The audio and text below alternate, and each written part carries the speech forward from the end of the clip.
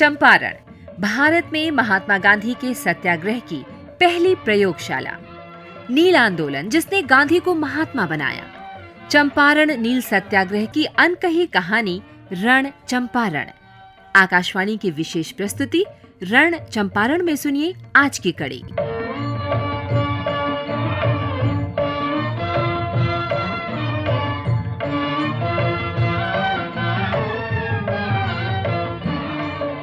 महात्मा गांधी 1917 में चंपारण पहुंचे और वो भी सिर्फ कुछ दिन के लिए, हालात देखने समझने, ताकि उस पर निश्चित राय बना सकें, आंदोलन की दिशा तय हो सके।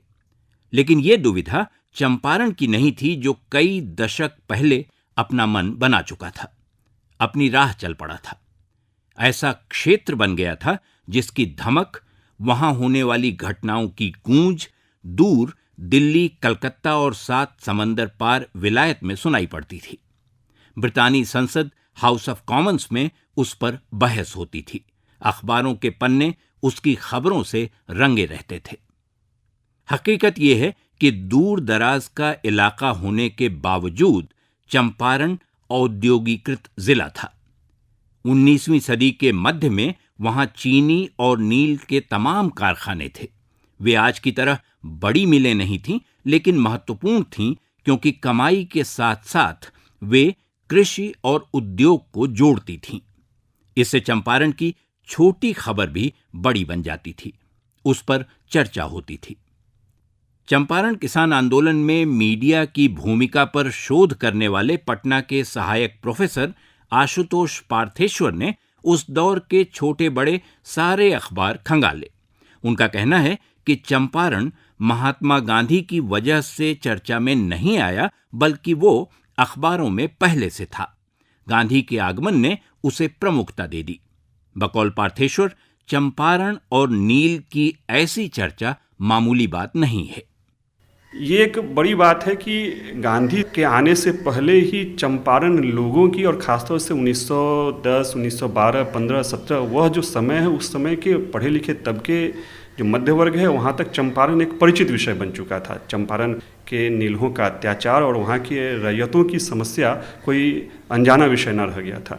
यह गांधी भले कहते हों, लेकिन ये मानना थोड़ा सा संभव नहीं लगता कि गांधी उस समस्या से परिचित नहीं थे। 100-125 साल पहले के उस दौर में इस चर्चा को मामूली वाकई नहीं कहा जा सकता। इसके 2 कारण हैं। एक ओर अंग्रेज परस्त या उनके स्वामित्व वाले अखबार थे, जिनमें चंपारण का उल्लेख कम होता था, और था भी तो नकारात्मक। दूसरी तरफ किसान आंदोलन समर्थक भाषाई अखबार थे। उन्हें ऐसी खबरों के लिए बहुत हिम्मत जुटानी पड़ती थी, जुल्म सहने पड़ते थे, जेल जाना पड़ता था। पर क्या यह सब स्वतः स्फूर्त था, अपने आप हो रहा था? कौन सुनिश्चित कर रहा था कि निहायत दूर दराज के इस इलाके में मीडिया की दिलचस्पी बनी रहे? शोधकर्ता और लेखक पुष्यमित्र इसे किसानों का अद्भुत मीडिया मैनेजमेंट मानते हैं। वो माहौल चंपारण में पहले से था।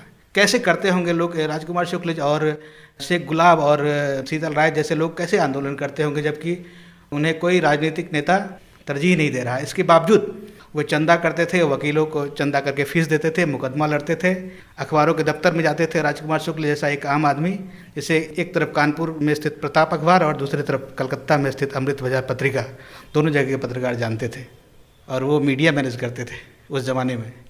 ये अपने आप में बहुत दिलचस्प है उन लोगों का जो काम है। तो उस काम को समझने की ज़रूरत है कि किसान का आंदोलन कैसे, मतलब राजनीतिक मसला नहीं बनने के बावजूद इतना महत्वपूर्ण था कि लोग उसके लिए लगातार आवाज़ उठा रहे थे। उस दौर में चंपारण से पर्चे नुमा हाथ से लिखे कई छोटे अखबार निकलते थे, जिन्हें आज के संदर्भ में अखबार कहा भी नहीं जा सकता। ज्यादातर पर्चे चोरी छिपे लिखे जाते थे और दूसरे गांवों तक पहुंचाए जाते थे। दुर्भाग्य से इनका संकलन नहीं हो सका, और जो बच गए गंडक की 1906 की भयंकर बाढ़ में बह गए। बिहार के भूकंप ने भी काफी दस्तावेज नष्ट कर दिए। अधिकतर पर्चे हिंदी और भोजपुरी में थे, लेकिन उनकी लिपि उस समय प्रचलित कैथी थी। आजादी के बाद कैथी पूरी तरह खत्म हो गई। सिर्फ हिंदी बची। इससे पहले कि हिंदी खबरनवीसी देश के दूसरे हिस्सों में पसरती, चंपारण खोजी, जनपक्षधर और अभियानी पत्रकारिता के मामले में मीलों आगे निकल चुका था।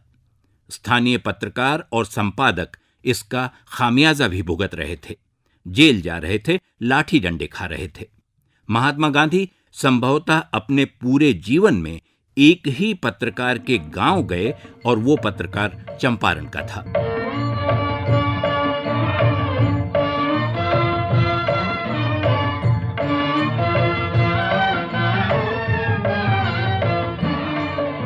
मीडिया में चंपारण की ये हनक 1912 के पहले थी, जब बिहार अलग राज्य नहीं बना था, बंगाल का सबसे पिछड़ा क्षेत्र था। इसके बावजूद था कि बिहार का नेतृत्व बंगाल से अलग अपने अस्तित्व की लड़ाई लड़ रहा था और उसके लिए नील बड़ा मुद्दा नहीं था। यूं भी था कि बंगाल के असर में चंपारण मानने लगा था कि जोरदार धमाके किए बिना उसकी आवाज सुनी नहीं जाएगी। पार्थेश्वर कहते हैं कि मीडिया में चंपारण गांधी के आगमन से 10 साल पहले से दिखाई देने लगता है। इसकी शुरुआत लगभग 1907-8 से होनी शुरू हो जाती है, जब चंपारण में एक आंदोलन होता है जिसे चंपारण का विभ्राट भी कहते हैं।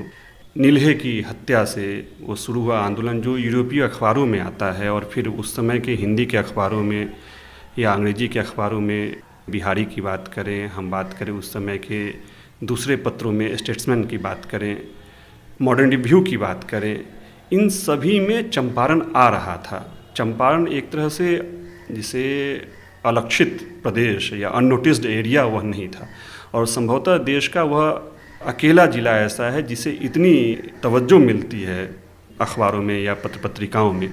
बात बेतिया, मोतिहारी या मुजफ्फरपुर के अनियतकालिक छोटे अखबारों की नहीं है।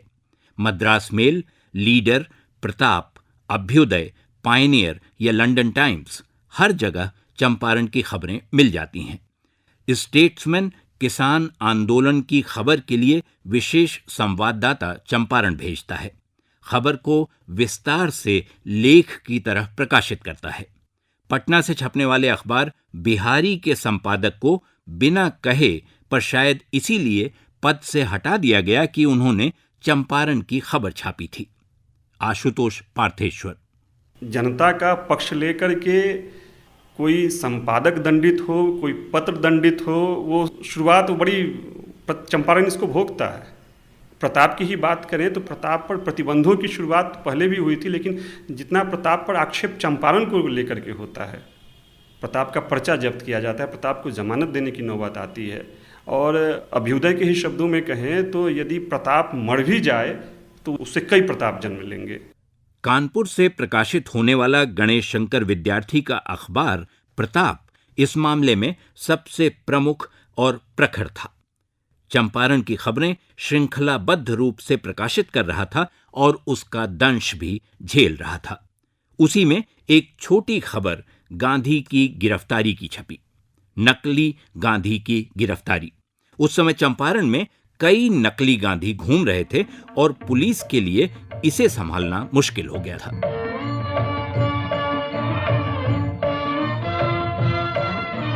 अभी आप सुन रहे थे आकाशवाणी की विशेष प्रस्तुति रण चंपारण। परिकल्पना, शोध, आलेख और स्वर मधुकर उपाध्याय। प्रस्तुति विनोद कुमार। अगली कड़ी कल इसी समय इसी चैनल पर।